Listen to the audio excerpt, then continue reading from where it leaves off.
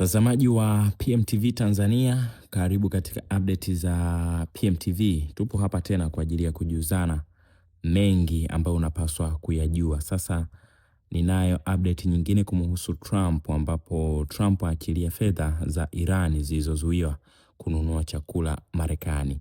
Rais wa Marekani Donald Trump ametangaza kuachilia kwa sehemu ya kwanza ya mali za Iran zilizokuwa zimezuiwa, akisema fedha hizo zitatumika kusaidia ununuzi wa chakula kutoka kwa wakulima wa Marekani.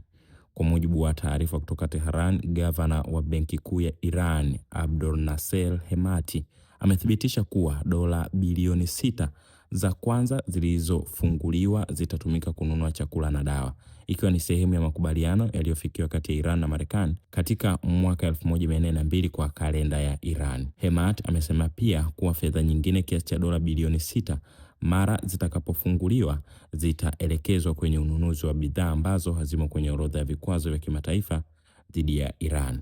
Wakati huo huo, spika wa bunge la Iran Mohammad Bagher Ghalibaf amesafiri kuelekea Muscat muda mfupi baada ya kurejea kutoka Uswizi, katika hatua inayoelezwa kuwa ni sehemu ya maandalizi ya Iran kuhusu usimamizi wa mlango bahari wa Hormuz pamoja na kuimarisha ushirikiano wa kikanda.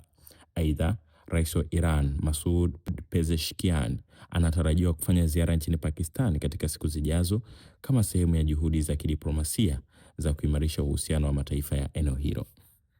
Nini maoni yako? Shiriki nasi kwenye komenti hapo. Asante.